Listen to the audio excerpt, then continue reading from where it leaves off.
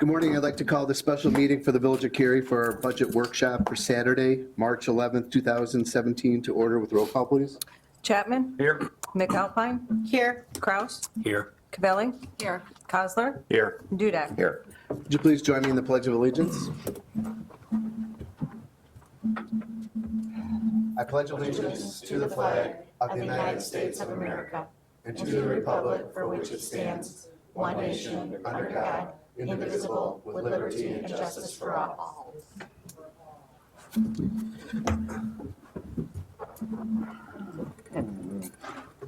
We'll now open forum where the public is invited to make an issue-oriented comment on any matter of public concern not otherwise on the agenda. Does anybody here would like to address the village board on anything other than the budget today? Thank you. It's nice to see some new faces in the audience. Nice to have people out there. So thank you for joining us. We're going to go right ahead into our budget presentation. Jake? Very good, thank you. Mayor, Village Board, this is kind of the second meeting here in our budget process. What we're going to go over today, our general fund, and we're going to review all our funds here throughout the Village of Cary. So the agenda for today, our summary of all funds, this is a pretty important slide. Here you have it within your budget binders. What it is it's kind of a skimmed down version of that. We're going to review that a couple times here today. We're going to start with it and end with it. You're also going to see here our general fund of where we expect to end this year, and then also next year. Next year we do have a balanced budget here for the village board to consider. We're going to review the department highlights, also talk about our water and sanitation fund, along with the capital projects that we had discussed through the CIP meeting. So here's a summary of all funds. I don't want us right now to focus on all the numbers within this slide. Again, if we just focus on the top, that top row, these are the buckets of money that we're pulling from. And we've touched on a lot of this here through the CIP meeting that we had on February 21st. A lot of these buckets of money we had discussed. And today, our most important focus is going to be on the general fund. The general fund, that's your operating fund here in the village. So again, this current year, how we expect to end this year, we expect to end this year the balanced budget. This is good news. And a lot of credit goes to the department heads here for controlling expenditures within their budget. But you're seeing our projected revenues for finishing this fiscal year of $8.2 million with our expenditures of approximately $8.2 million. We still have time, between now and then. So there's, this isn't definitive, but this is, based on our projections. Your unassigned fund balance too, if you recall, we have a policy here at 45% unassigned fund balance. And that fund balance, that is your rainy day dollars that you have. And we're expecting to finish the year here with a 46% fund balance. So again, that is very good news, and I think the board should be pleased with that.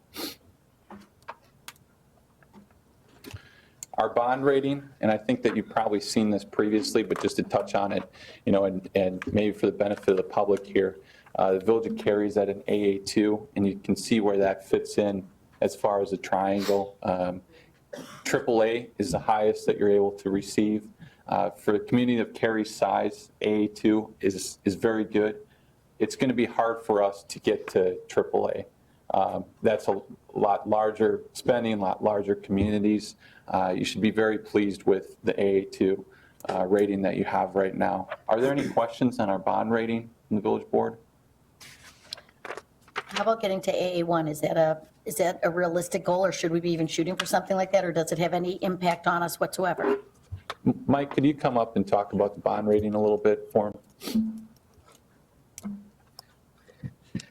The village should be very pleased with their AA2 bond rating. The village really would not have a chance to get to a AAA bond rating simply because we don't borrow enough, which isn't necessarily a bad thing. Communities that tend to have those AAA ratings have a variety of bond issues out there, constantly turning over that debt. To become a AA1, possible, but still difficult simply because we're a non-home rule community. We have limited revenue sources available to us. So in the event we needed to increase revenue or generate more cash, we would have less places to turn to. Michael, as it relates to the bond rating, it's not a question, it's just something I want you to think about for later in the presentation. What might the impact to Carrie be at a point in time when our budget starts to go the wrong way, where we have a bigger and bigger gap if our rating should fall? And I don't need you to address it now, but what might the cost and interest rate be if we happen to slip a notch?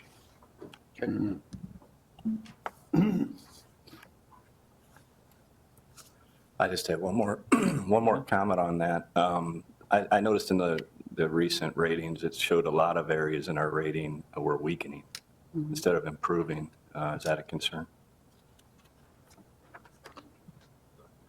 I When did when you, report the Moody's report, are you talking about? Yeah. And is that, I know that they had mentioned the pension liability that's sitting out there. Is that what you're referencing?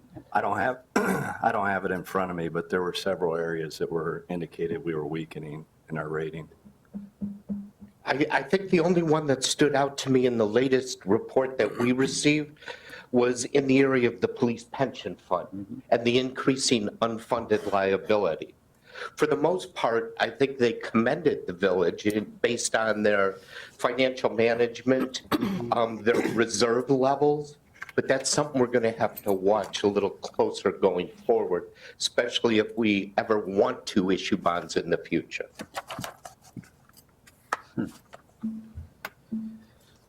Go ahead. And here's a summary of our outstanding debt. So as Mike talked about, here, we don't have a lot of debt, and that is generally a good thing. Your BAT bonds, I think the board is pretty well aware of the BAT bonds. That was the issue that the village had did in approximately, I believe, 2009, to complete some road improvements here. Those right now, we're projecting to pay those off early. You can see the bottom notation. We're expecting to have those paid off in November of 2019. You have 2 water and sanitation debt issuance as well. One is going to be paid off here shortly. The other one on the far right column is related to, I believe, one of the last plan expansions that we have. So we have a pretty favorable debt position right now, and another thing, I think the village should be proud of that. So are there any questions that you have regarding the debt issuance that the village has? So moving on, this is for next year here, so our 2017-28 budget, and we've got some strategic objectives that we've developed here, and this kind of gives a summary of, what is village staff going to be working on, for next year. And these are fluid objectives, but most importantly, I think, is budgeting. We want to pass a balanced budget. That's what's before you here, and we expect to have that approved on April 4th.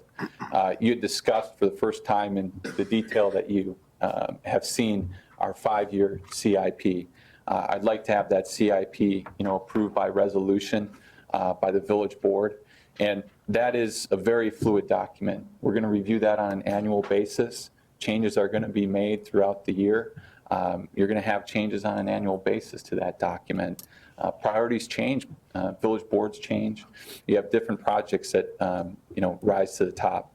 Budget discipline throughout the fiscal year. I think it's important for us to look at the budget, as the Bible.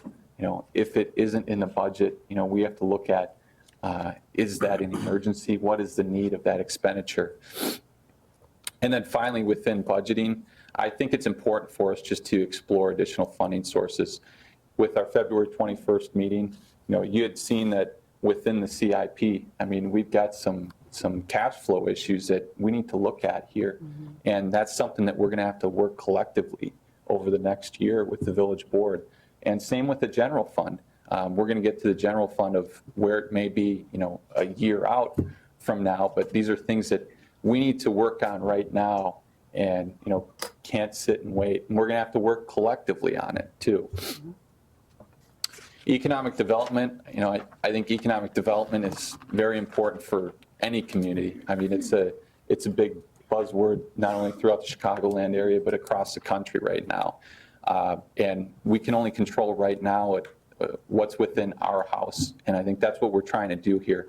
Our Unified Development Ordinance that you're working on approving to improve our processes, make our ordinance a little bit easier to understand for residents, make it easier for developers to work with the Village of Cary. Your TIF districts, sometime this year, when we have the new board seated, we're going to be reviewing our TIF districts. Do some need to be expanded? You have two.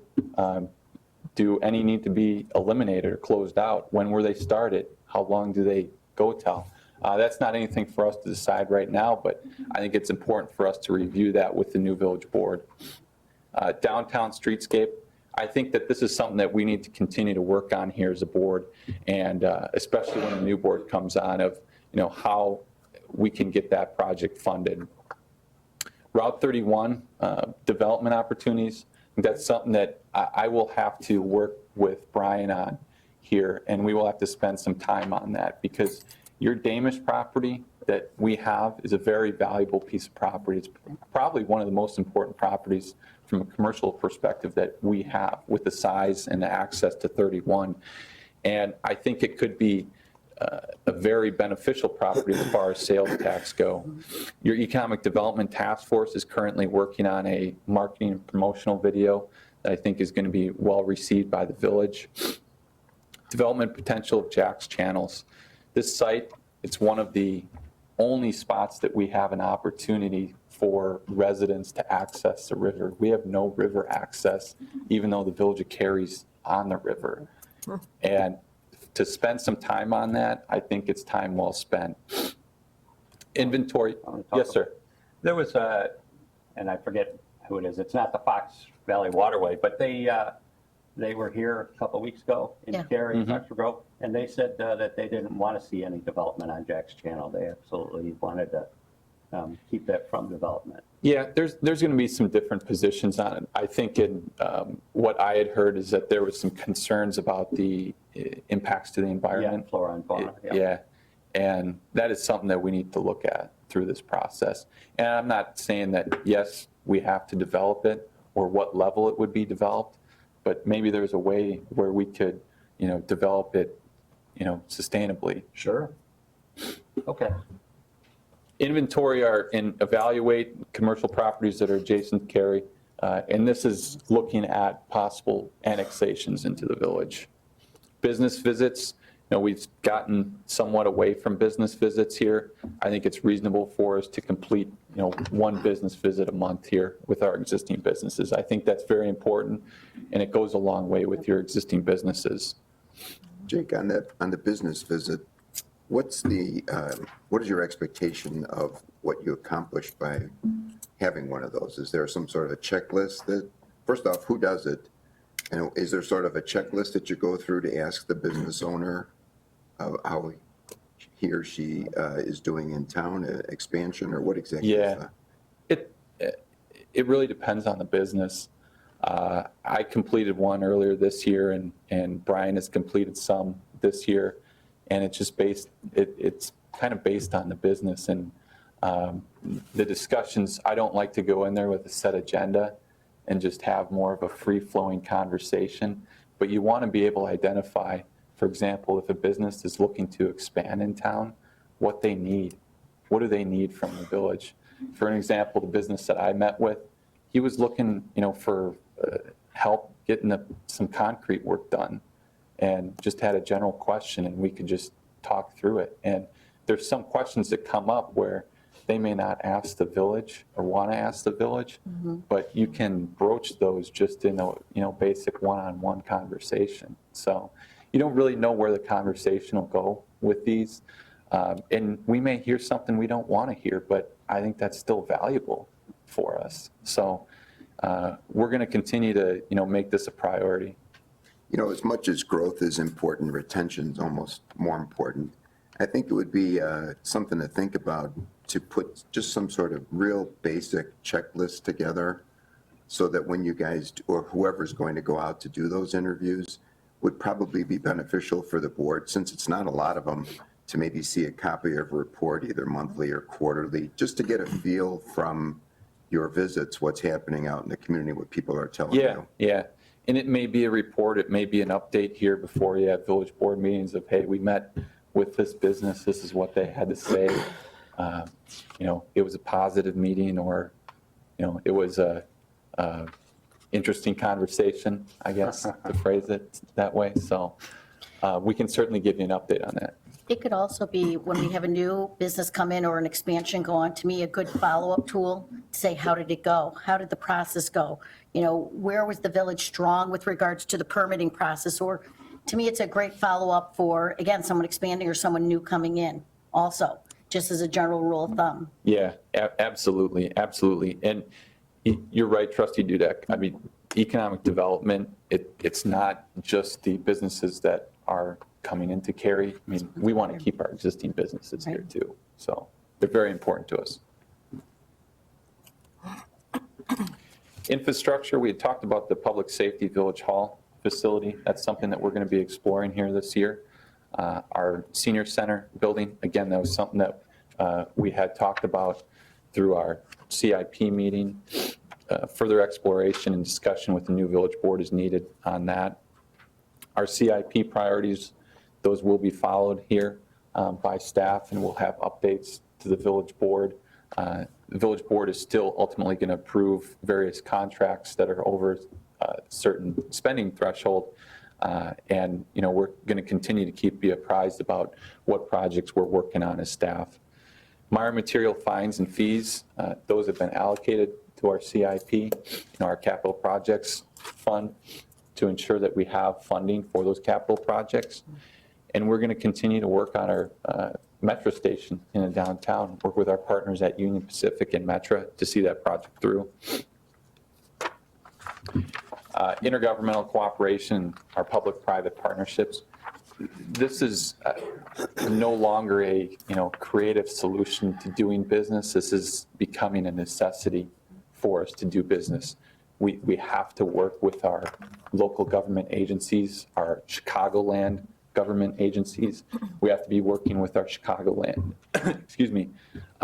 private partners. It's the way that we're doing business now. We're going to look at future opportunities. How can we expand what we do when it makes sense? Not every relationship or government partnership or private partnership is going to make sense, but we're going to continue to explore them. And District 26, the Maplewood property, it's important for us to continue that dialogue about the Maplewood property, whatever happens out there. I mean, the Village of Cary, obviously we have our process that if a developer came before you, the developer would have to go through the village's process.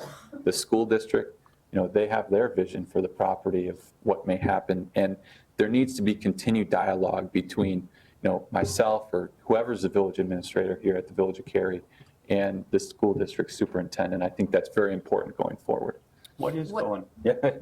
I was just going to ask, what's the latest dialogue with the Yeah. Maplewood property? It's at a standstill. We met with the school district regarding the First Street extension planning, the Phase 1 planning, and then also the Maplewood access road Phase 1 planning, and talked to the superintendent about that. And right now it's at a standstill, so there is no update on it. Are we going to have time in the presentation to come back to specific issues, or do you want to address those as you go through the? Yeah. I'd say let's talk about it now if you have specific items. As it relates to Maplewood, I think one of the things that we ought to explore a little bit stronger, Jake, is, especially given the fact that you say nothing's happening, it's at a standstill, is to see if perhaps we could have a joint RFP issued between the village and the school district. I mean, the fact of the matter is you have, that property benefits everybody when it's redeveloped, and it's going to be redeveloped at some point in time. Why not create a joint vision, get an RFP put together, and that way there's not going to be the challenge coming from the school district saying we don't want the village to control it because it's not on the tax rolls, Well, it wouldn't be that scenario. It'd be something where jointly we can come together and say, this is what it looks like, and then maybe put that RFP out to the development community and see if anybody comes back with any sort of plans. I would say Brian Simmons and I are working behind the scenes about various options, to how to approach this. And that's why I think there needs to be, the dialogue between myself for right now and the school superintendent to talk about options and how we can, get something done out there that makes sense. Any other questions? Will you add that as one of the options in your discussions with them? Yeah, oh, absolutely. Okay. Yeah, absolutely. Great, Yeah, Brian and I will continue to, work on various options here, so. excellent. Housing growth, I got two things that I wanted to discuss here. That's additional senior housing. We need to evaluate that and what are the needs here in the village of Cary. There's so many seminars that are going on right now for elected officials and planning staff about our aging population and what do communities do here. And, Brian Simmons and I will have to be working on this as what we have right now is that enough? Do we need more? Where does it go if we do need more? I think this is a very important issue. And again, this isn't only Cary. I mean, this is nationwide. But a lot of Chicagoland communities are dealing with this right now. And then the second one is focus on high quality single family detached and attached housing. I believe that we just need to let the dust settle here as far as multifamily housing goes. Call a timeout, for this year. Let's focus on, single family and the high quality single family homes. Just have a quick question too about the Haber property, because he marketed that he was going to market that towards seniors. What's going on with that property? Good question. Yeah, that right now, I mean, he had the duplex project that he was proposing. Yeah. And there was some discussion by the developer of maybe switching to a senior development, excuse me, and we haven't heard anything from that developer since that time. So I've seen, since I've been here, I've seen probably 6 or 7 different proposals for that site. Sure. And I don't know what's going to be developed on that property. I just don't. Has he gotten any permits or anything yet? Not that I'm aware of, no. Well, it expires in November. When did we pass it? It was a couple of years ago. I don't know when the duplex project was considered by the board. Because they only have 2 years, right? Yeah, there is What is it? a shot clock on it, so. Yeah, I think it's about a year and a half. Community outreach, we're going to continue to do what we do. I mean, a lot of this stuff here, it's not new to the village board. But when I say continue to do what we do, I think there are opportunities for us, though, to do better of what we already do. I mean, the text caster right now, I mean, the chief has done a great job of, utilizing that and having his staff utilize it. And I think when we get, some, I guess our priorities a little bit realigned here, we'll be able to expand on that text caster use throughout the village of Cary. I really like that and find it very useful. I really like the text caster. I would agree. And I've heard a lot of positive feedback from residents on it. Good. So.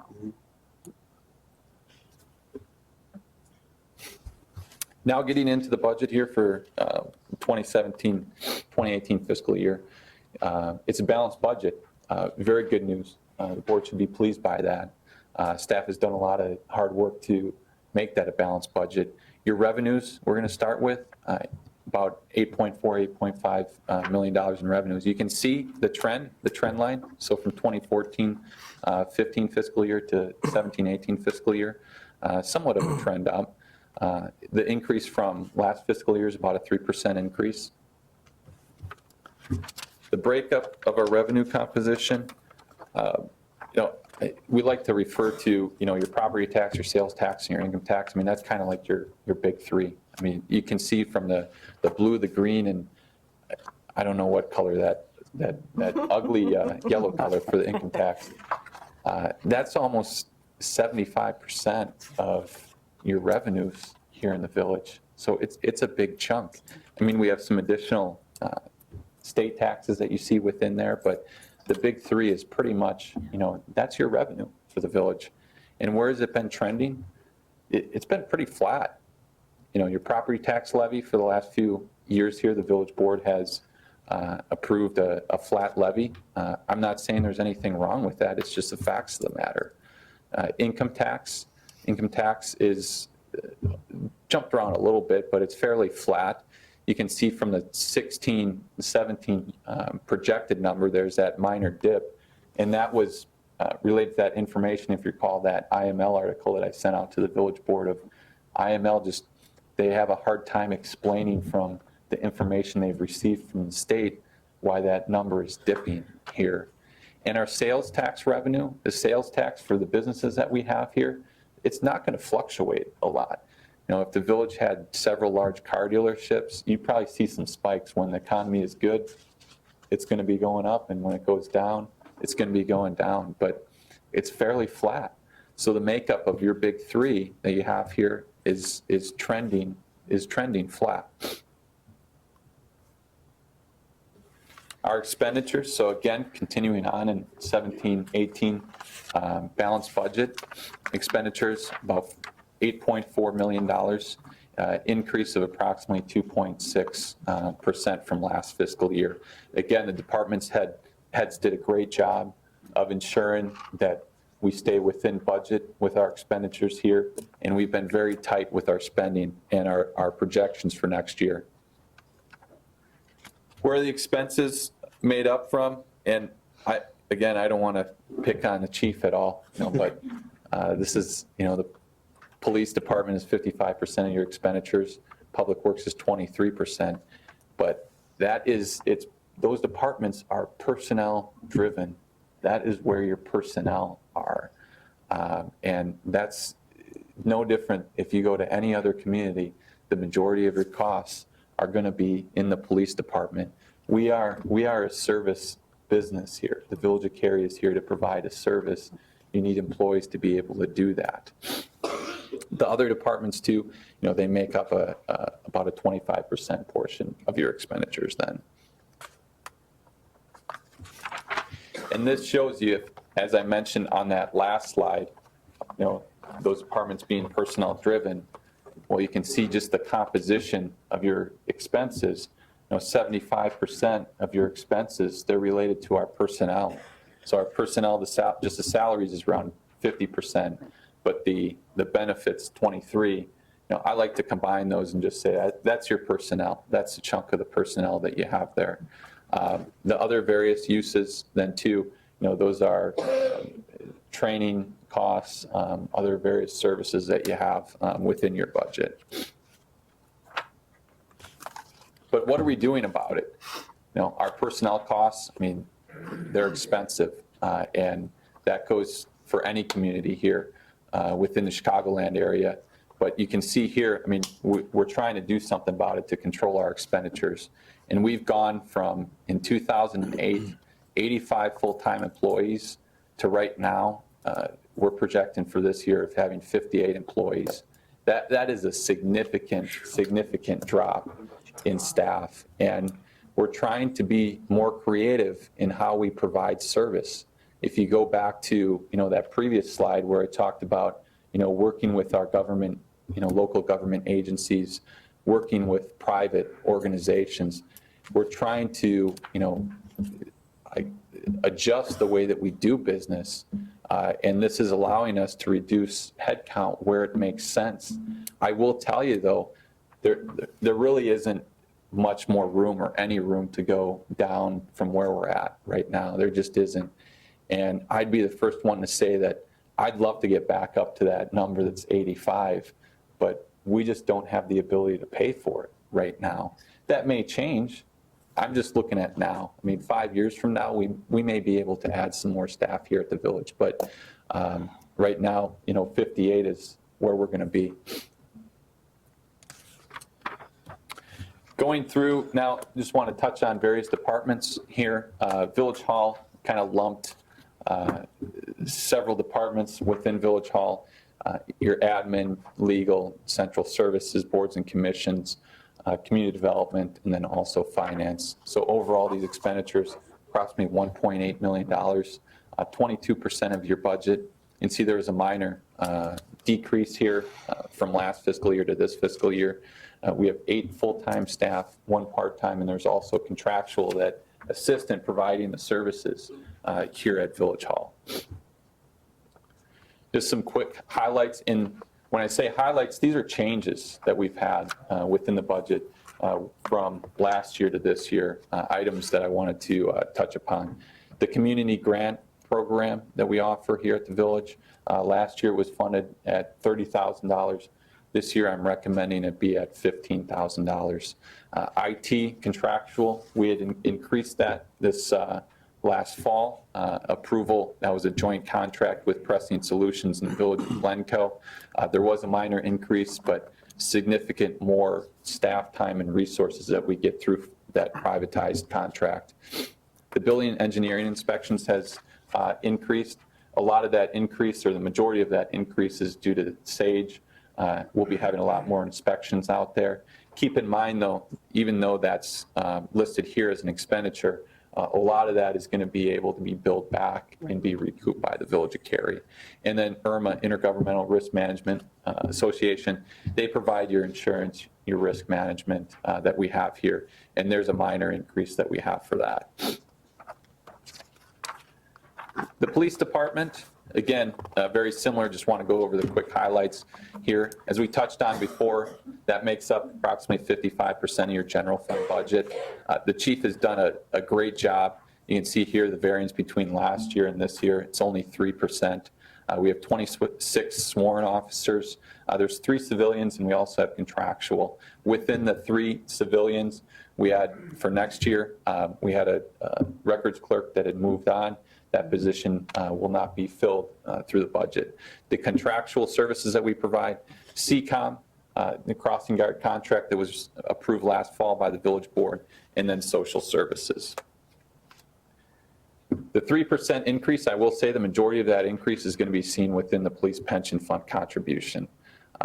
We're going from last year around $720,000 to around $820,000. So almost $100,000 increase in the police pension contribution. That primarily is your increase in your police budget from last year. It's a big number. Any questions before I move on regarding the police department?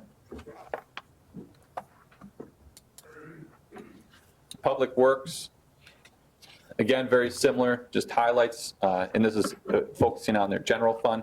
23% of the general fund budget. Eric, he did, again, phenomenal job.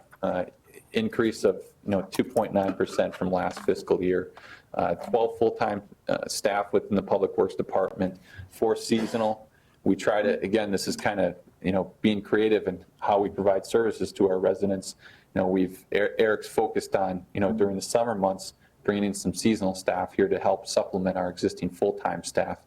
We also do a lot of contractual here. There's a list of all the contractual agreements. Well, the majority of the contractual agreements that we have that assist the Public Works Department in providing those services. Sure, come on up to the podium.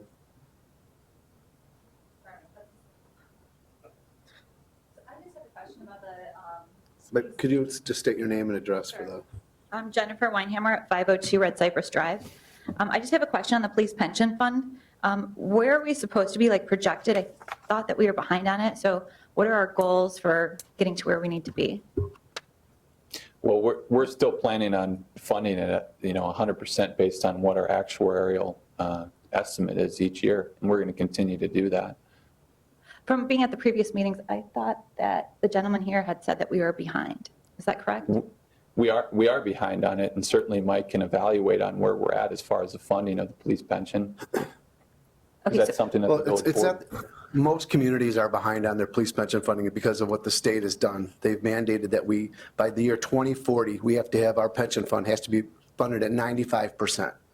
And when you plug in the actuary's figures in what our actual payment is to get to that, that is a huge budget increase. You know, since 2013, we were at $485,000. Now next year, they're projecting it's going to be over $1 million. So we're working right now with our state legislatures through McCog and Northwest Municipal Conference to have that changed. That's the only real salvation that we're going to have with this to help us with the budget problems, because really there is absolutely no need to be 95% funded. It's an arbitrary figure. No one can tell us where this figure came from. It was a panel that put this together saying that's what we need to do. But it's a very difficult thing for us, as you can see by these numbers. It's daunting. So the only way that we can get that is to work with our state legislators to make sure that it is an affordable option. Absolutely. I think, what are we at, 54%? Mike, can you just come up to the microphone and just talk about where we're at as far as the funding for the police pension fund? Thank you. First off, the village currently is about 54% funded. For villages our size, we're probably in the ballpark.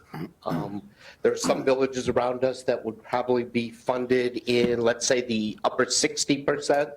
There are funds out there that are funded in the high 30%. Really, as a village, we have two choices to make when it comes to funding our pensions. We either use the Department of Insurance actuarial calculation to fund or to meet our annual police pension tax levy, or the village has a choice to hire an independent actuary.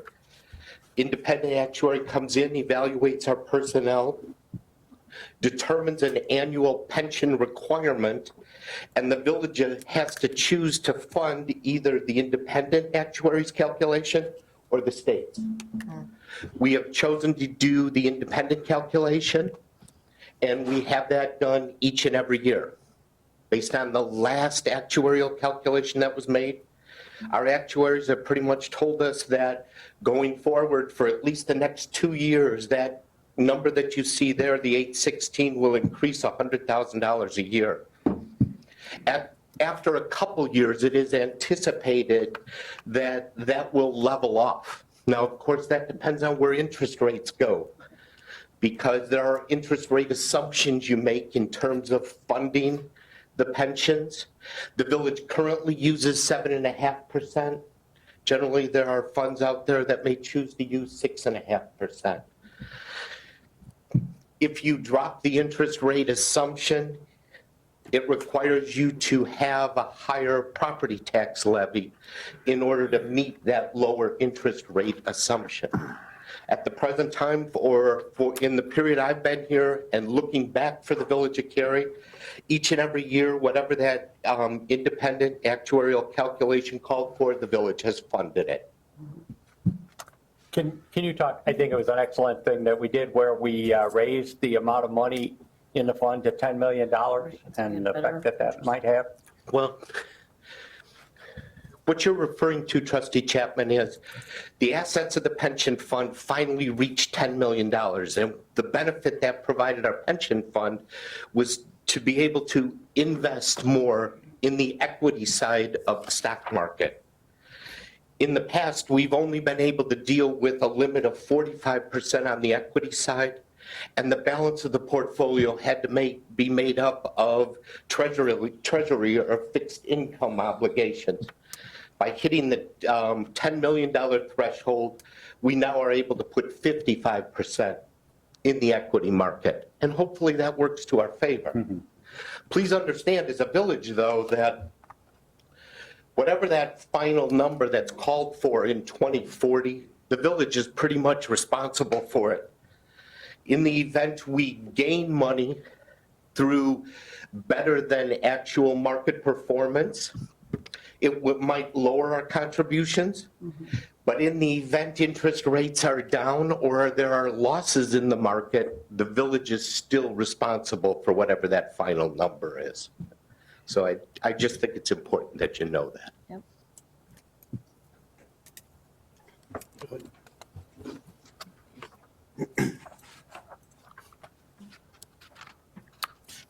Getting back here to the Public Works Department, these, again, some highlights for the Public Works Department, items that have changed from last year to this year.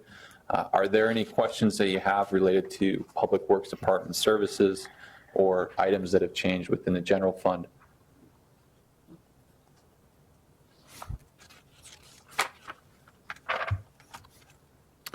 Okay, moving on to the, again, talking about the general fund here, but this kind of gives you the whole picture of, what we have dealt with previously, where we're at right now, and what our future outlook is. So last fiscal year, excuse me, last fiscal year, we had dealt with a balanced budget, but we had to make some cuts to get there. This current year, for the 2017-2018 general fund, we had a deficit to start when the budget was first rolled out of $360,000. There's some things that helped us, but there were also cuts that had to be made. Numerous cuts were made to various line items. You have seen some of those previously through the slides. Looking out next year, and if you recall, Mike's presentation that he had in October, it talks about what our deficit here for the general fund will be, for future years. So fiscal year 18-19. Right now, we're looking at about a $550,000 deficit for the following fiscal year. So that's something that we're not going to solve right now, but when the new board comes on, we're going to have to work collectively on this. And a lot of these, driving factors you're seeing there is, and again, you just heard Mike with that increase to the police pension fund contributions, they're not going to go away.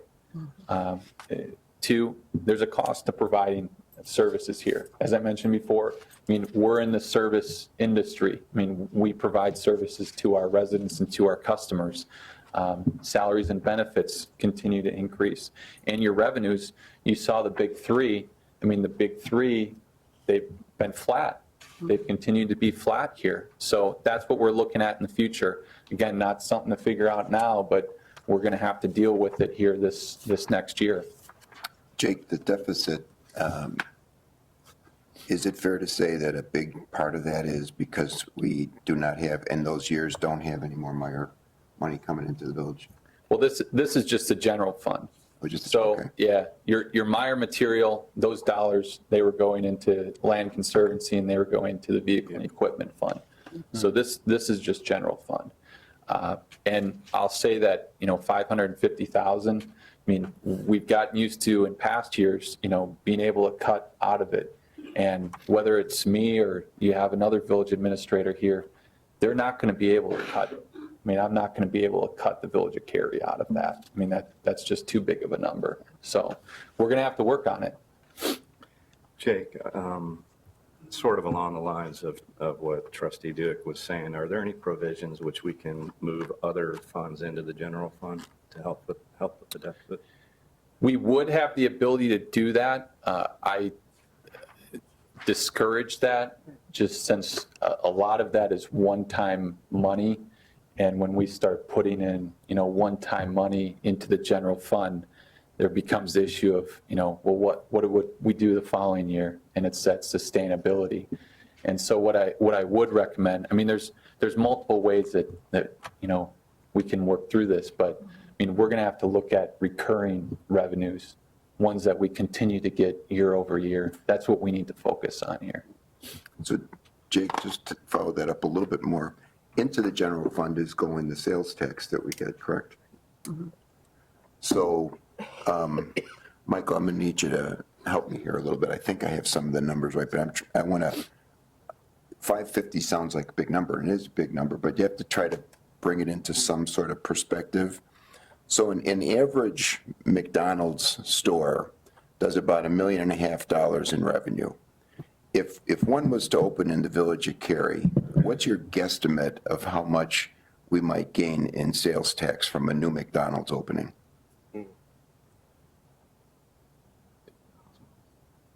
And you could be off 50%. Just give me an approximate. Probably between $20,000 and $50,000. Okay, so let's say 50 because the math is very easy then. This $500,000 gap is like 10 McDonald's open in Cary. To make it easy for people to understand, we haven't had 10 McDonald's open here in God knows how long, 10 businesses of that type. So it's just something that is very, very important to understand that while it's a big number, it's not easy to fill that gap. That's the kind, when everybody talks about economic development, we all want it. That's the kind of economic development you'd have just to try to break even, given that kind of funding. So I think it's important, number one, to understand where the $550,000 deficit comes from. Pretty much, bottom line, it is just a couple of factors. Number one, your police pension contribution, which goes up to the tune of $100,000 a year. Increases in salaries due to the labor contracts that you have. I mean, as Jake mentioned, in the general fund alone, our total expenses are $8.5 million. 75% of them, or close to 75% of them, are labor-driven. So even if you have salary increases, let's say that average 3% a year, and then look at the pension contribution and all of the benefit contributions that come from, that's pretty much where that $550,000 deficit is coming from. yeah, it's not adding anything to the village in terms of staffing, or it's just to stay even. If we were to look at, for the village of Cary, probably the last 4 years, the growth in revenue from year over year for the last 4 years has changed very little. Yet your expenses are always going to grow by something. There's no way to get around that. Part of the reason that the village of Cary has balanced its budget in the past is based on that graph that you saw when number of employees went from 85 to 58. It's not like revenue is growing to cover that gap. It's your personnel expenses are coming down, which allows you to meet the revenue that you have available. And that's pretty much what we're looking at going forward. Right, I mean, just in the last 4 years, through attrition, we've gotten 20% decrease in our personnel. Well, too, I think it also gives us an indication when we pass the multi-year union contracts. That gives us a set thing, and it was very affordable for the unions as well as the village of Cary. Right. That's a concept as these things keep going up. But, I think economic development's going to help us with that, and, additional property taxes, more people paying into the pie.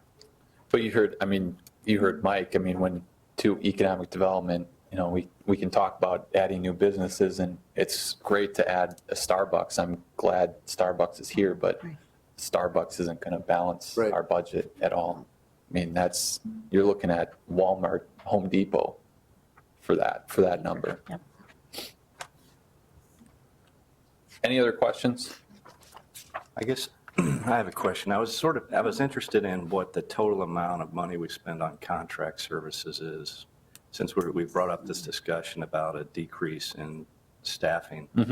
If you go back 10 years in the budget, our expenses were relatively the same as they are right now, and we had 30 more staff members. So I know the cost or the value of money is different today, but it's interesting to see that our expenses are relatively flat with 30 less employees. So I'm wondering how much goes to contracting. Well, some of it is, attributable to contracts. You look at the finance department, for example.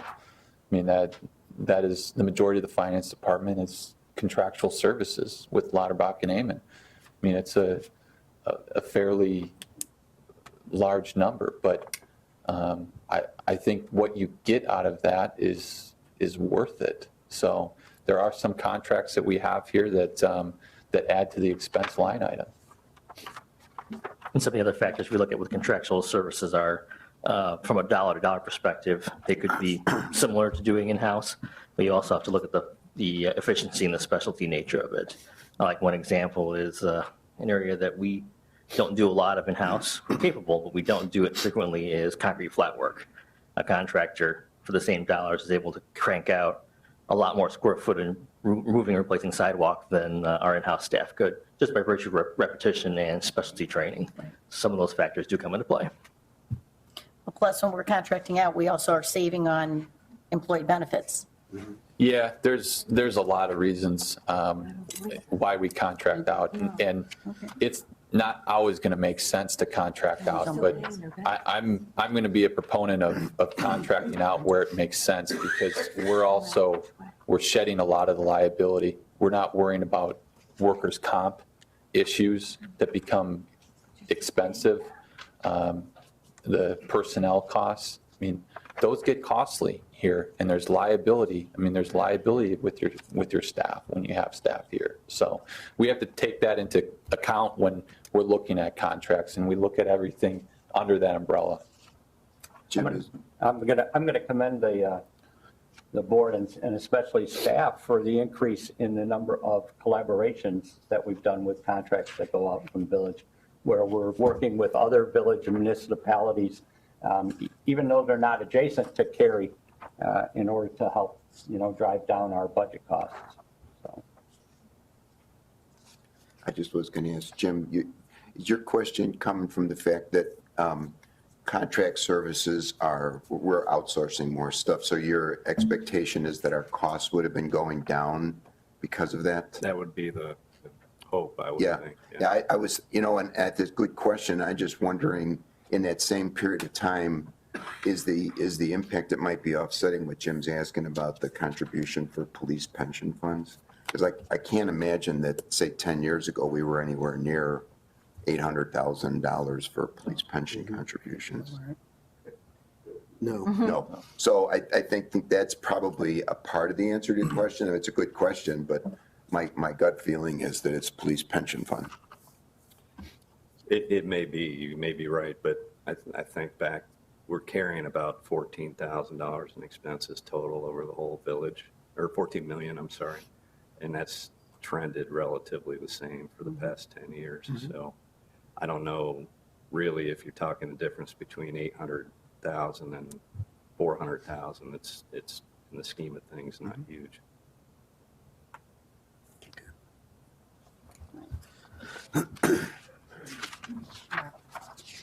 Water and Sanitation Fund. Would you want to come up to the podium, please? I just have a couple questions. And so since this is my first time attending a budget meeting, I'm thinking that other people might have these questions as well. Can you tell me what the meteorological services are? Sure. The village, like many municipalities in the area, we utilize a third-party meteorological service to assist us in more pinpointed and customized weather forecasting, which is particularly critical in the winter months when we're trying to time the exact periods when we need to deploy our snow and de-icing operations. So this meteorologist is not one of the ones, it's not WGN or ABC News. It is a specialty, it's actually a one-man shop. We get a very good value. He's servicing many of the local agencies around us, as well as some other bigger clients like the Cincinnati Reds and other outfits like that, but primarily construction-based, just so we can help time our deployment of snow plowing. I believe that contract is about $3,000 a year. It's pretty minor. Okay, that was my next question. Thanks. Like about how much, since it's on here, do you guys spend on it? And do you think that that's something that's needed? It definitely is, because the timing of our deployment of that operation is the key, especially when we talk about circumstances like changing temperatures, freeze back from when we have melt in the daytime, and the change in temperature, the timing of that when it turns to ice in the evenings, pavement temperature and other things like that. It helps us narrow down and get our guys out on the street as efficiently as possible. Because the worst thing we could do is deploy too early based on that guess and have us out there salting and plowing when we don't need to be, or having guys called out for that when they don't need to be. Thank you. Aquatic management services, is that the ponds here, or what is that? Yep, that's also another one of our minor contracts, particularly for our wet bottom basins. We utilize a contractor to apply the necessary treatments to the pond to make sure the algae buildup doesn't get too high to maintain the health and the viability of the water itself. Otherwise, the surface algae would develop and it would choke out the fish. Also a very minor contract. It's about, that one's also about $3,000 a year. Okay, thank you. And then street sweeping, I know somebody had asked me before, when they had mentioned to me that they felt like the streets were not as clean. It was like their opinion from where they lived. How often do you guys utilize the street sweeping aspect of it? Sure. In our current contract, it's a joint bid contract. We're in the last extension year of that, and the board will see that on one of the next few meetings.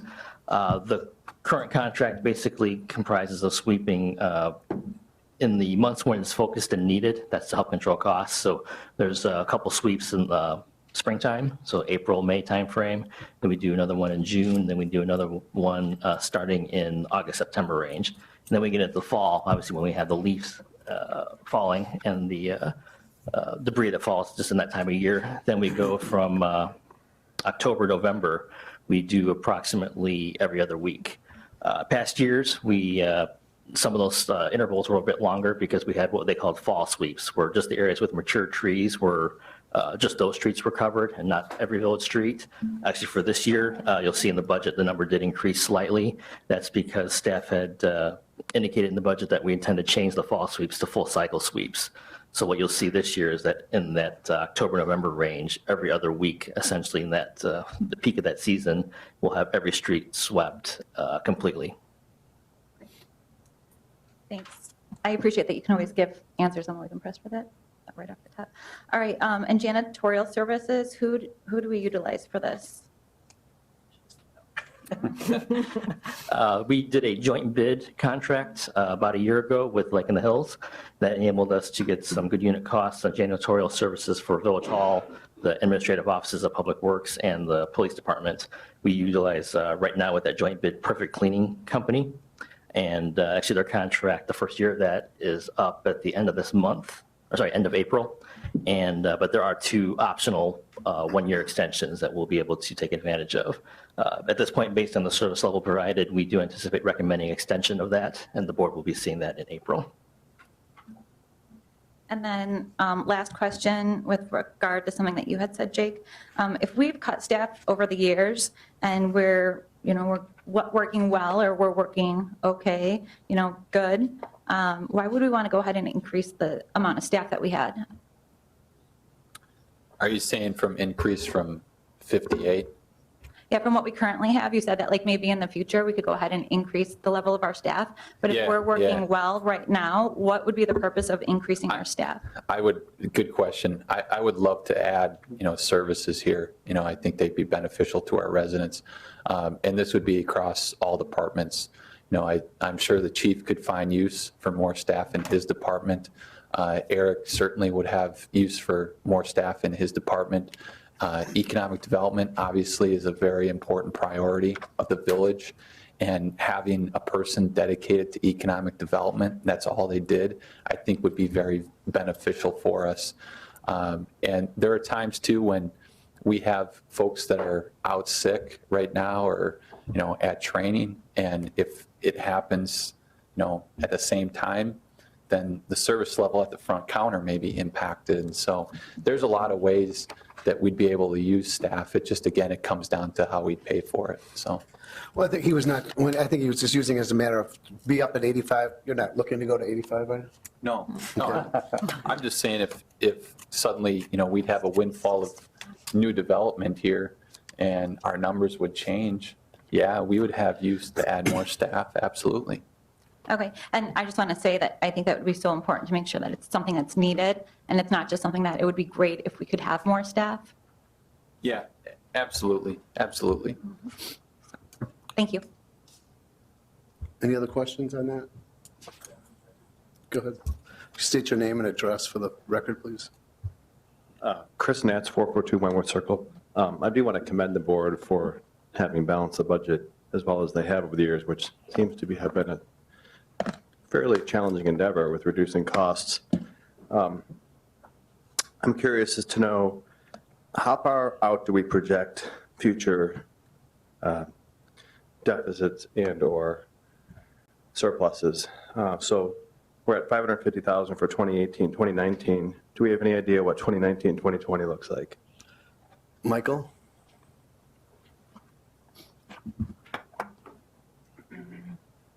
This past October, we went through the exercise to estimate for the current fiscal year and out 2 years. And initially, when we went through that process, going out to next fiscal year, that deficit was basically $750,000. And if nothing was done to start offsetting that, it would just continue to grow. I mean, I think it went from 350 to 750. It'd exceed $1 million in the next fiscal year. It gets to be too, when you look at the overall picture of the village. In the past, we had the luxury of possibly having a balance sitting out in the capital projects fund per se, which would handle the extent of capital projects expected for that fiscal year and looking out forward. If you look at the budget this year, when we go through that exercise, we've pretty much reached the point where the capital improvement balance at the end of the year is fairly low.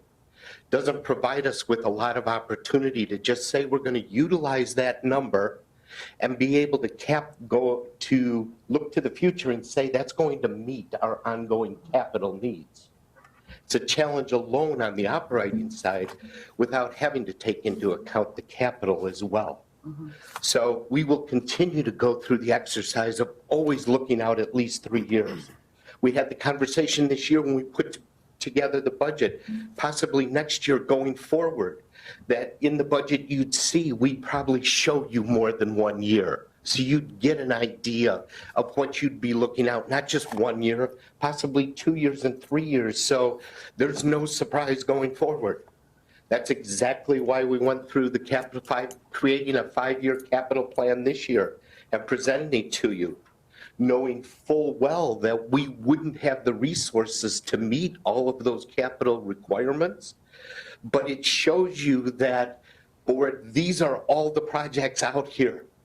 There's nothing else that remains. These are the challenges that we're going to face going forward, and we're attempting to find the means we need to cover those going forward. Just have a brief comment to follow that. As I mentioned earlier, clearly there's been a lot of effort that has gone into minimizing costs. But one comes to mind for me is a very popular expression. I don't know whoever first quoted it, and that expression would be, we cannot save our way to prosperity. So, that's a challenge that I'm sure we're all up to. Thank you. Jake, can I ask Michael a question? This is probably an opportune time to get back to my question about the bond rating earlier. So if everything stayed the same in 2018-2019 budget year, where you project the negative, and 2019-2020, where you project even a greater, would you be balancing the budget by pulling cash out of savings from the general, or from the general fund? Well,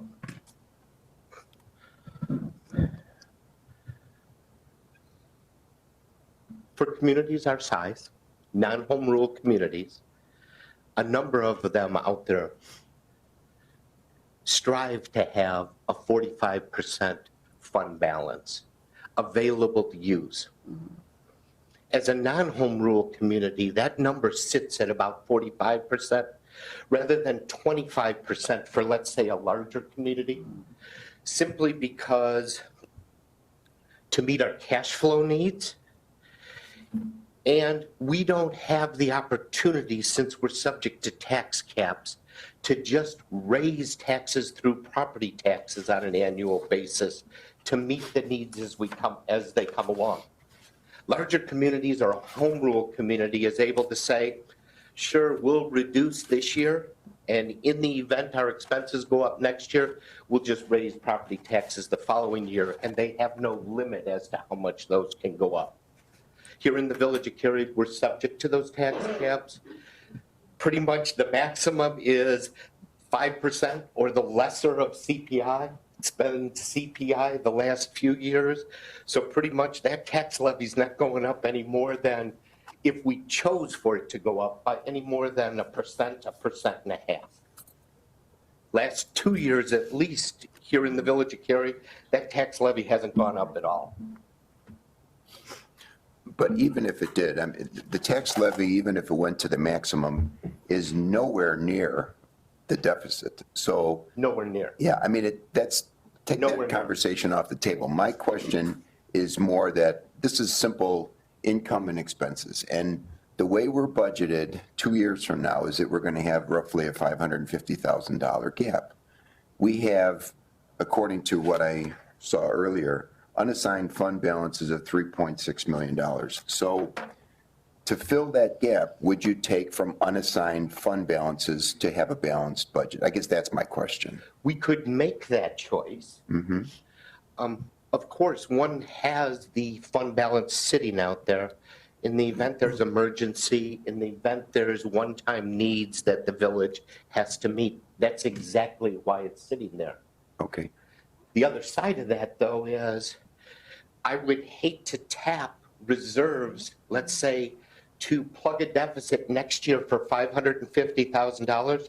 Because once I remove the $550,000, that's an ongoing operating expense. And where am I going to plug the $550 the following year? That's our rainy day money, and yeah, we don't want to be using that. I mean, that's exactly my point, though. At some point in time, you may face that. We may face that. Right. The reason why we go through the exercise of looking at budgets 3 years out, or looking at our operating expenses and revenues 3 years out, so that in the event we see a deficit, that we can provide to you ideas for a strategy that will generate either a reduction in expenses or an increase in revenue to make that deficit go away. If you don't start early enough, no matter what you do, whatever measures you impose may not be enough to cover the deficit. I think there was a theme that came from the very beginning, Jake, and you covered it, is that we are really to a point where we can't do much more on the expense side. So it just, you can't underscore the importance of the revenue piece because there's really no place to go on the expense side. Yeah, and I would say, I mean, it's going to be one of the top priorities for when the new board is seated is working on that number. Yeah. It's not going away.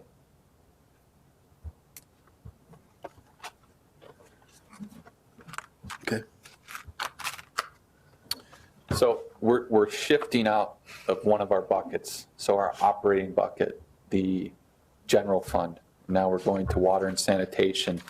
The water and sanitation fund, it's an enterprise fund. You'd see here, these are the projected, again, budget year of 17-18 revenues and expenditures. Expenditures are much higher than the revenues. This is not a surprise to us here. We're spending down some of the balances that we have within the water and sanitation fund.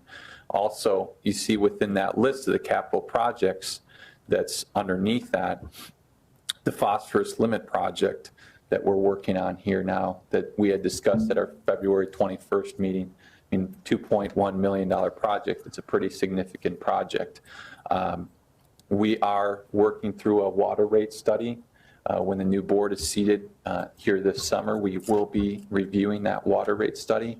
Your water and sewer rates, currently the increase, and those rates are set for the users through 2018.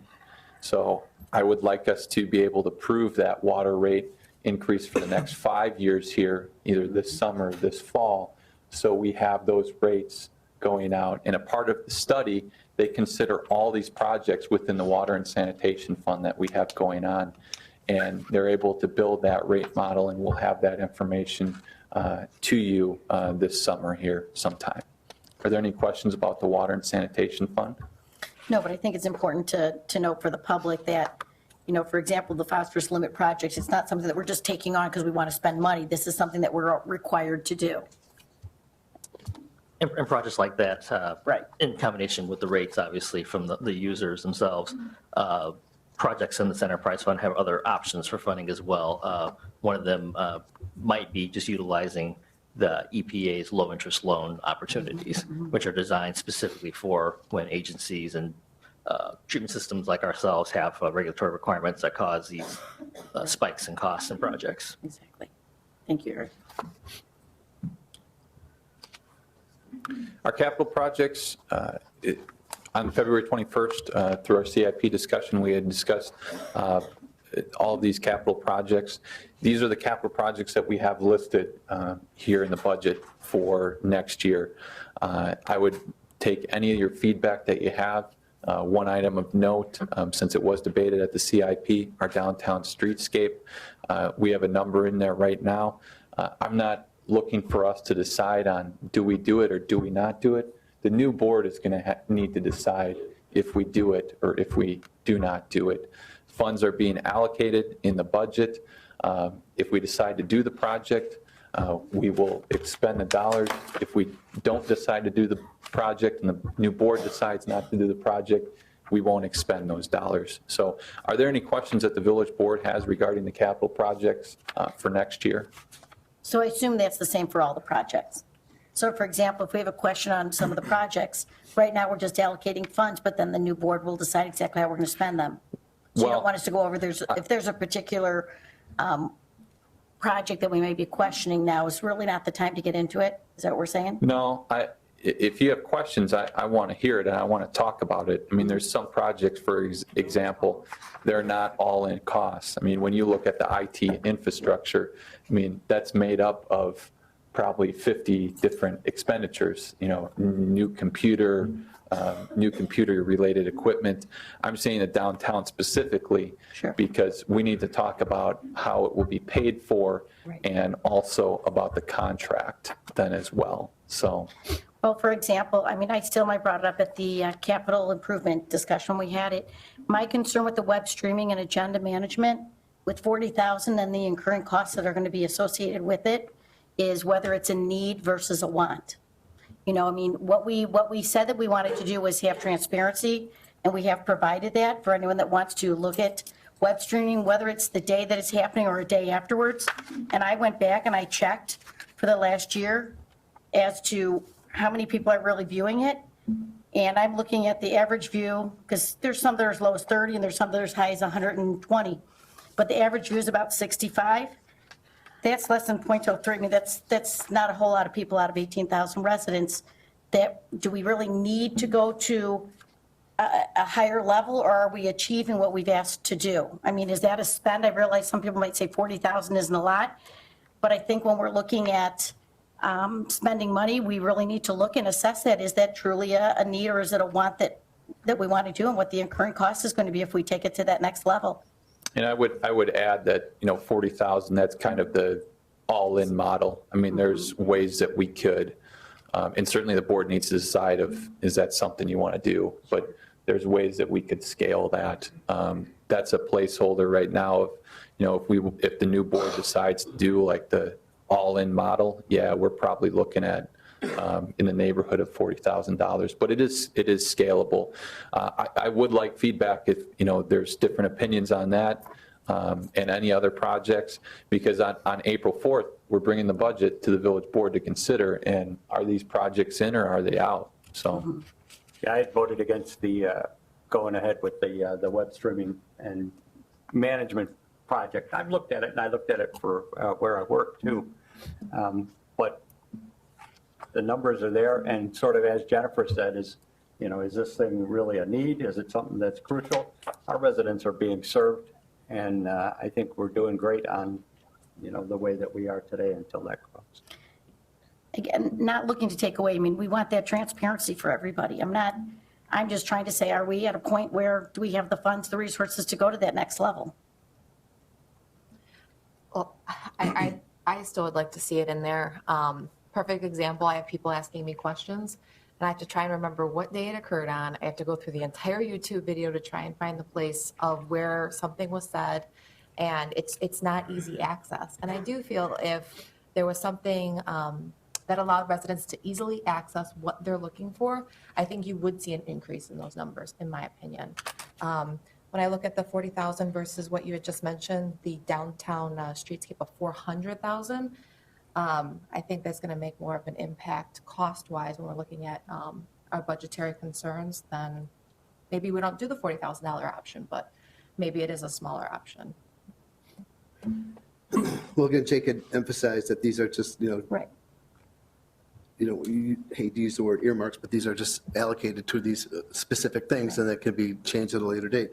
But Eric, I had a question for you with regards to the Three Oaks Road design and the First Street Phase 1. Are those funds recoupable from the grants that we're going to be getting, especially the one that we got, the 1.5 million we got for Three Oaks? Is that part of that, or is this out of our money? That is separate. The grant we have is for construction only. Okay.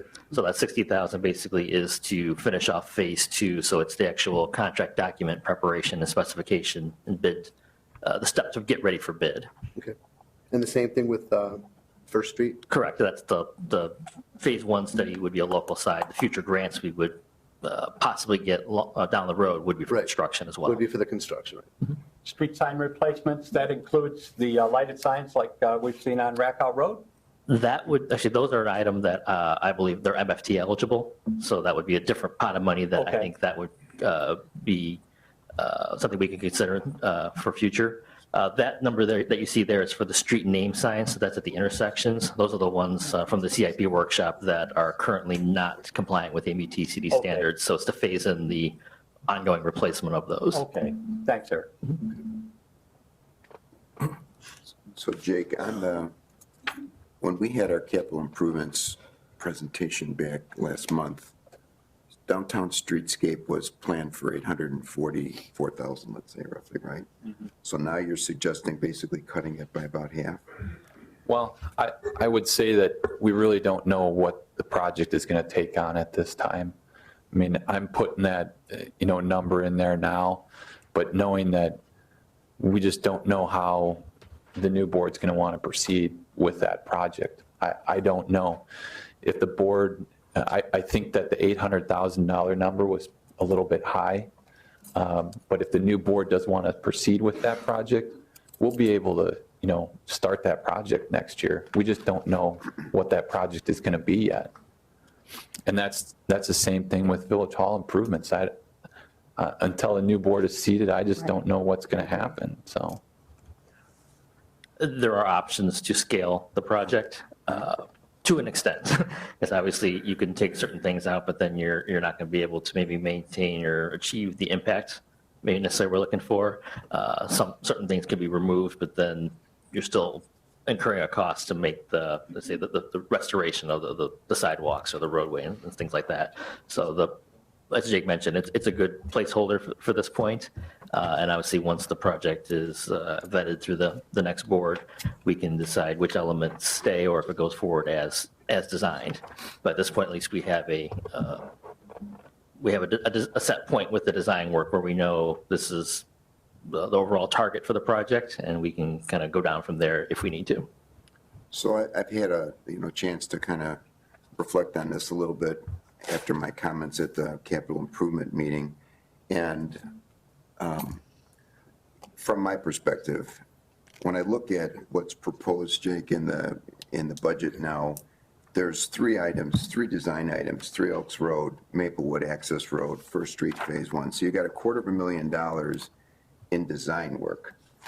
I'm not suggesting that the design work is not important and not necessary, but the public can't touch and feel design work. They don't see anything when you spend $250,000 on plans that come off the shelf maybe a year later, maybe 5 years later, maybe never. So to me, and again, it's just after reflecting from the capital improvement presentation last month, I would rather see this $260,000 go towards streetscape so people can touch it, feel it, see it, that the village is in fact spending their tax dollars on something tangible. Because, Maplewood, we talked earlier, who knows what's going to happen there. First Street extension, I mean, there's a lot of work that needs to be done and considered on that. Who knows when that might happen.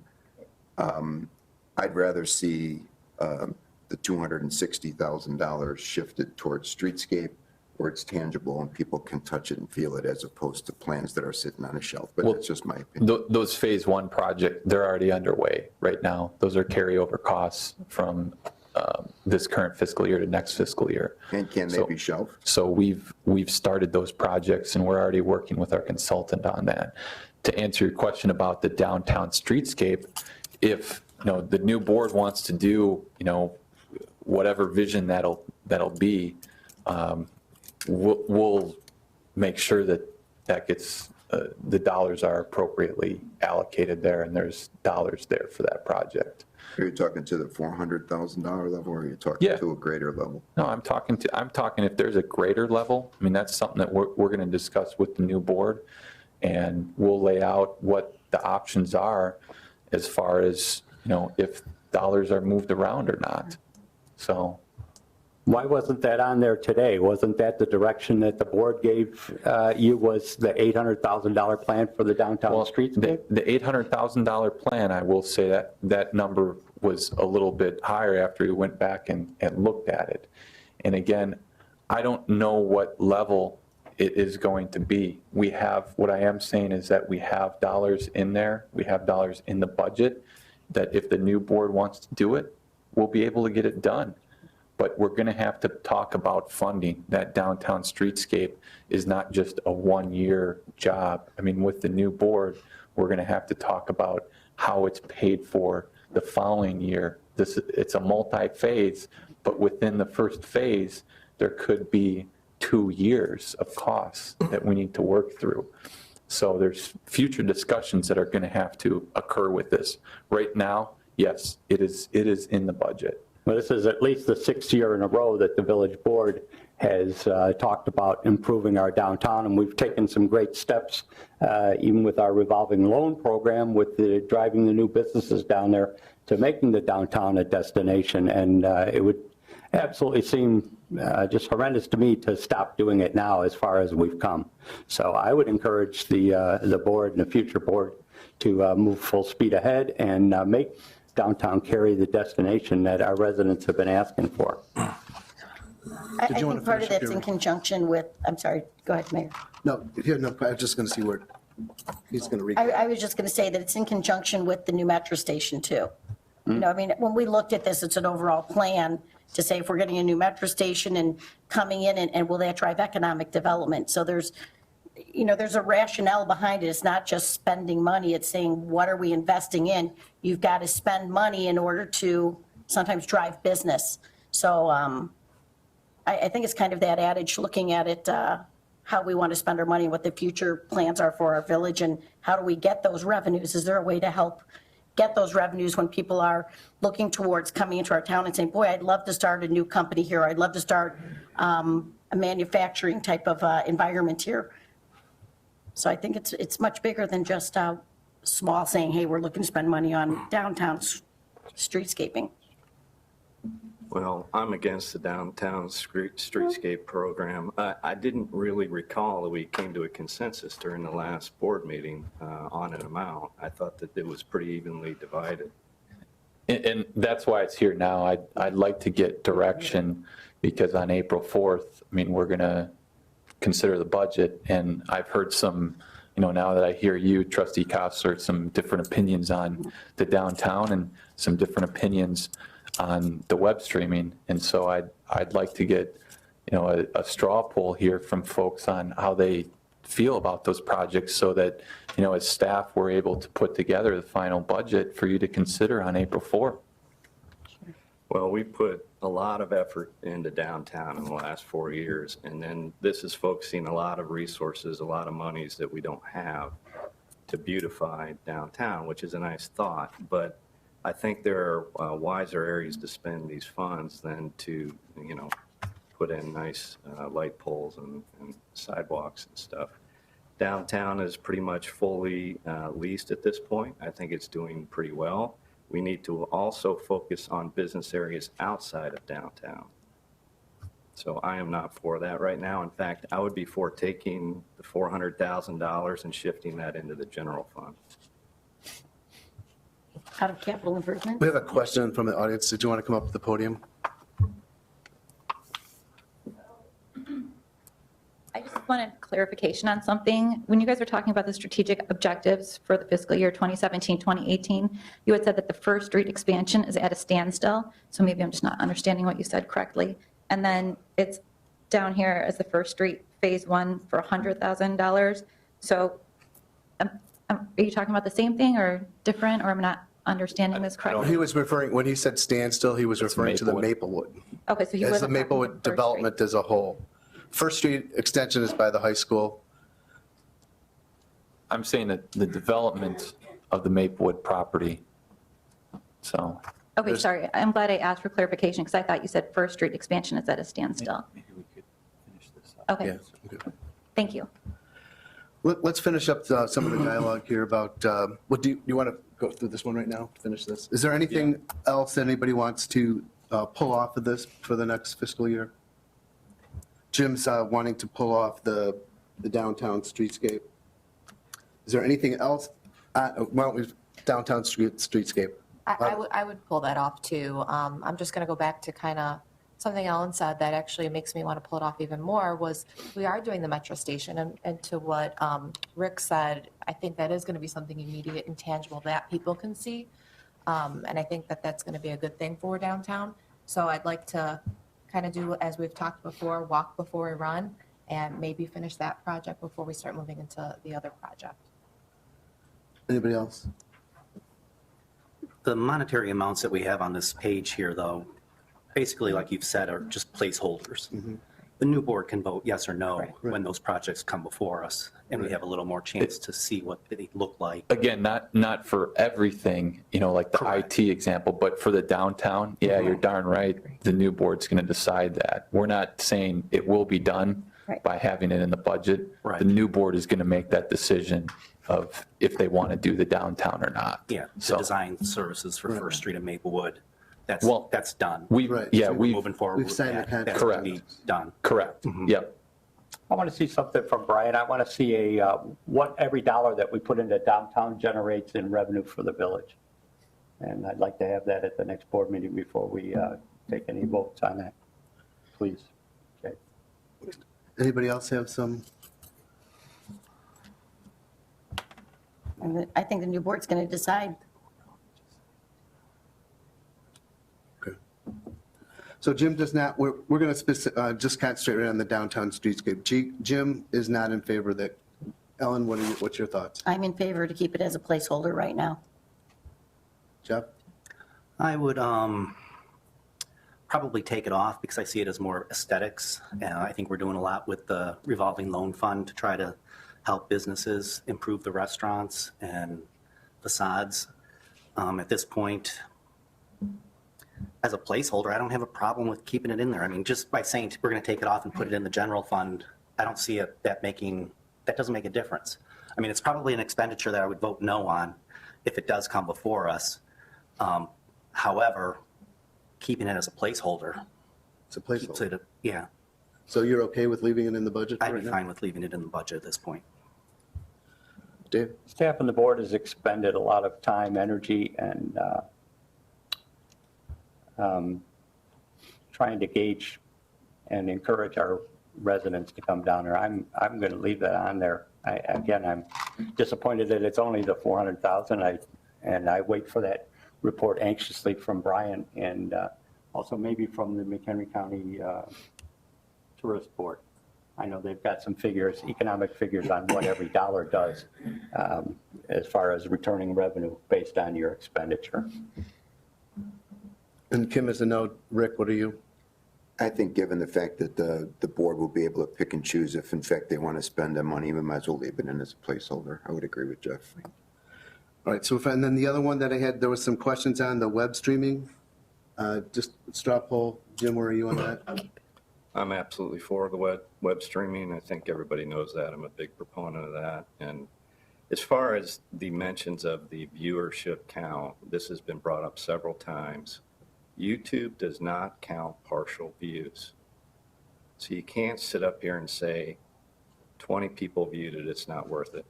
If they watch 2 minutes of the video, it doesn't count it. A lot of people watch those videos and they count on that for their information. Well, absolutely. I would agree that we want to keep the videos there for anyone to be watching. I would never say take it down. I was just saying, I'm not sure if we're ready to go to that next 40,000 plus additional 20,000 a year or two when we looked at the ongoing expense of it. So I don't have a problem with keeping it as an earmark, as a placeholder. Jeff? I want to keep it. Yeah. Dave? Yeah, I know 4 years ago when I brought up about videotaping our board meetings, I know that sometimes it's hard to get them initial. And I know the walk before we run, as Kim said, I think we're doing that with the YouTube. And I'd like to see us continue that. Leave it in there for now. Yeah. Kim is a yes. Yes. Yes, okay. So those were the two that brought the most conversation. The staff has done a great job in putting this together. Jake, awesome job your first time around running the show on this. I'm not done. You're not. You're done. No, but again, these are placeholders. These are things that a future board will take a look at and delve into. Some of these, as we've learned from the past, some of these costs come in lower than expected. Some come in a little bit higher. I say a lot of times we're right on target where we need to go on these things. But did you want to wrap it up then? I just had one question about the street sign replacement. That's different than the entryway? Correct. That's not on here then? No. So No. did we decide to, okay. I wanted to see it in there, but you want to talk, because we're mandated to change those street signs, right? Yes. The law. It's a long-term Yeah. unfunded mandate, but yes, it is a requirement. And honestly, just from a use and navigation perspective, these signs are not only not compliant from the font and the size, but just the age, retroreflectivity, they are in need. So it's good to at least, at a minimum, chip away at it year by year. And this is a good start. Jake? And yeah, just one final slide here that I wanted to get to. I mentioned that we were going to wrap up with the slide. We started with it and just looking at all your buckets of money. A lot of today, we spent on the general fund. Well, that's our operating fund. That's why we spent a lot of time on it. But you have all kinds of different buckets here. The general fund, it's going to be balanced. The budget that the village board is going to consider on April 4th for approval is going to be balanced. Our MFT fund, we talked about that at the CIP meeting. And Eric, if you could just touch on, the bids on what we received as far as the bids go for our road program for next year. We got those bids here earlier this week, and they were favorable, and Eric can just kind of touch on that here quickly. Yes, just in advance, what we've done is we restructured our timing of how we do the design and bidding for the road programs. Just stepping back a little bit, the first reason for that is to do it earlier in the year so that when we do go to bid, we're doing it in the February, March timeframe to take advantage of a better bidding climate before the contractors have their work lined up. Historically, in my experience the last 15 years, that's the best timing to get the best prices. That did hold true for this time around. So we had the bids in hand for the board to consider, obviously with the budget as a whole approved, but the estimated construction costs, we put in enough roads for what we thought would be about $1.2 million in improvements just by the unit costs, hoping that they'd be favorable. We ended up with our share of the work being around, about $950,000 for our portion of it. So this is from the MFT fund for this road program. So based on that, so what we do is we design in more than our budgeted amount. That way, if we get better unit costs, we can basically get a few roads added into the program. So in this case, we're going to be doing all the ones we had proposed for less money than we had budgeted. So very, very good news. Yeah, Very that's good really news. good news. So, thank you, Eric. And just continuing down here again, just recapping our funds, roadwork improvement fund. That fund, we're going to be transferring the dollars out of that into capital projects and closing that fund. Your bond fund, that's the BAB bonds that you have that are going to be paid off by November of 2019. Our capital projects, we just touched on that here previously. Vehicle and equipment, we had discussed that through the CIP. There's a few vehicles that we'll be purchasing through the vehicle and equipment fund. Your two TIF funds, we're going to be reviewing the TIF funds here once the new board comes on and talk about the TIFs in more detail. The Land Conservancy Fund, again, we touched on that during the CIP meeting. The sidewalk within the Fox Trails portion is included in the budget here for the Land Conservancy Fund. Your revolving loan fund, this is where those dollars are paid through for those revolving loan fund grants.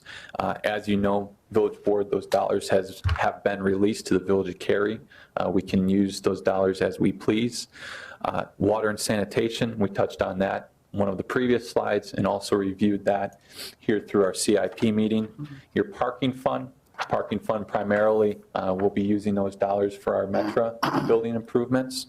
And then finally, the building fund, as we discussed through our CIP meeting, we're earmarking approximately $40,000 for architecture services to help us evaluate our needs for a public safety building and potentially joint with Village Hall. So that concludes everything that I have for today. You know, we went through a fair amount. I appreciate all the Village Board's time here on a Saturday morning.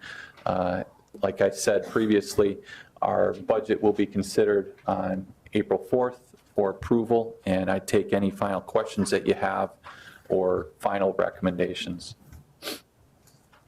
Anything for Jake?